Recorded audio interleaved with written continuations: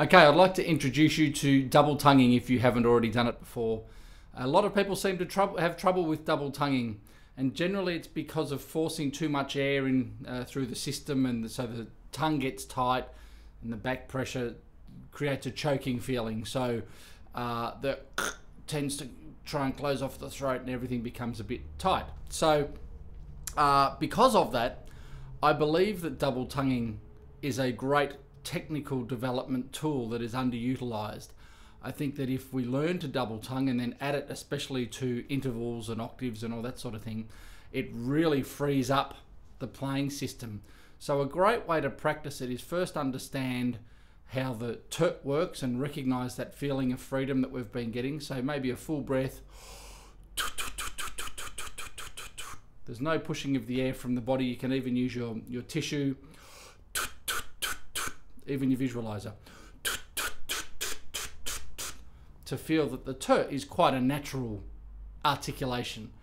Now, for some reason, the k isn't as natural, yet it's just the movement of the tongue, but at the back of the mouth. Now watch this small animation and you will see what I'm talking about. Ta, ta, ta, ta, ka, ka, ka, ka, ta, ka, ta, ka, ta, ka. Okay, so you can see how basically the air's getting stopped by the t at the front of the mouth. Now, even though the animation had the tip of the tongue going to the roof of the mouth, don't think that that is obviously the way that you have to do it. The tip behind the lower teeth, the K-modified tonguing, is equally as valid.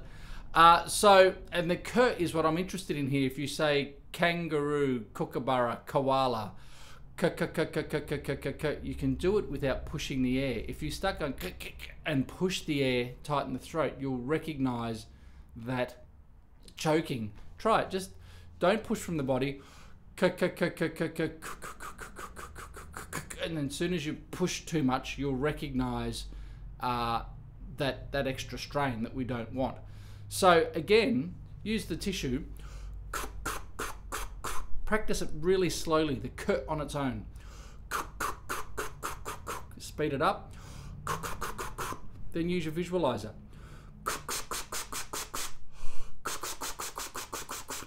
Then put them together.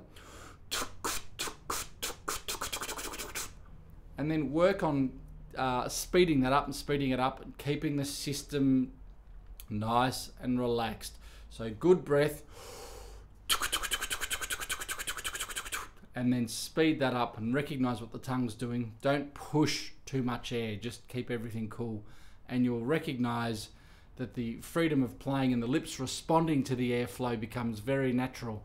Now remember, Rafael Mendes apparently in the early days said he couldn't double tongue and he wanted to. So he walked around everywhere going tuka tuka tuka tuka, and he ended up becoming known as Tuka. And we all know, and if you don't know, check him out, how amazing his double tonguing became. So as with everything, it's all about training up in the brain as well. So walk around without the instrument and just get faster and faster and faster.